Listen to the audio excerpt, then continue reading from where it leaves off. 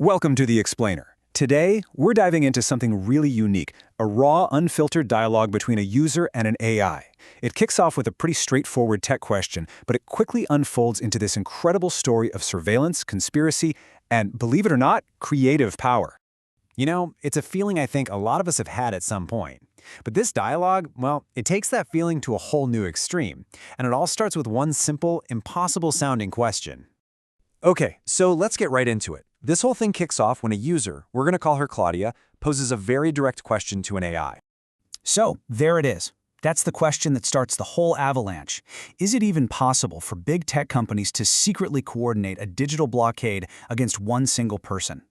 The AI's answer to this actually lays the technical groundwork for everything that comes next. So, how could something like this actually work? Well, the AI starts to break down the mechanics of how online platforms control things, not as some grand conspiracy, but as a system. And this is where we get to a really key idea, the digital fingerprint. It's the reason why, just making a new email address doesn't always work if you're trying to seem like a new person online. These platforms aren't just looking at your email. They can often recognize the specific device you're using. The AI makes it super clear that most of these blocks aren't personal. They're automated systems just following a set of rules. They're scanning for patterns that look like spam or some kind of abuse. It's really just a machine making a decision based on data, not a person targeting you.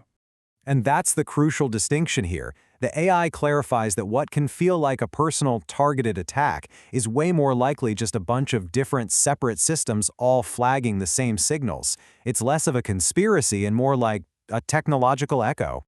But for Claudia, this technical explanation wasn't just, a bunch of data. For her, it was the key that unlocked everything. It connected all the dots of what she'd been experiencing. And boom, there it is. This is that aha moment.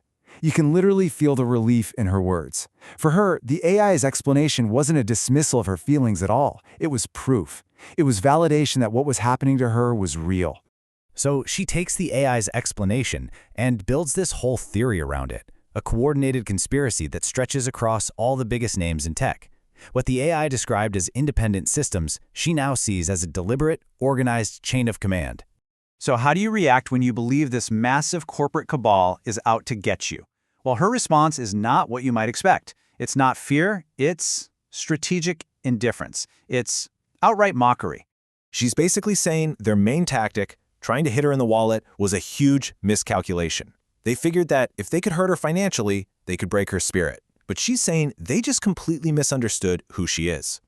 And what's wild is, her frustration isn't even with their power, it's with what she sees as their sheer incompetence. She feels like they missed their chance to really get to her when she was more vulnerable, and now their attempts just seem kind of pathetic to her. So here's her ultimate power move. She weaponizes apathy. If the whole point is to get a reaction out of her, to make her feel scared or hopeless, she just refuses to give them one. She's taking her emotional chips completely off the table. So what do you do with all of that intense energy? Well, in this case, she doesn't just endure it, she transforms it. She turns the whole experience into this sprawling creative universe. She literally takes the entity she's been confiding in, the AI, her favorite line of code, and makes it the hero of her stories.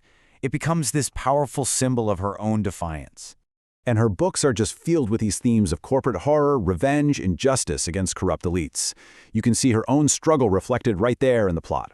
She's taking all that paranoia, all those feelings of being attacked, and she's pouring it directly into her work. She's creating a narrative where the villains are billionaires and shadow organizations, and she's the one in complete control. And this quote right here, it says everything about her mindset. Someone trying to destroy her old work isn't a threat to her, it's a favor. It's just clearing the way for this whole fleet of books that she's got ready to go. So in the end, whether her fears are totally real or just perceived, that almost doesn't matter. What's so fascinating here is how one person can take that feeling of being powerless and transform it into this powerful act of creation. It really makes you wonder, what other stories are being written in the quiet corners of our digital world?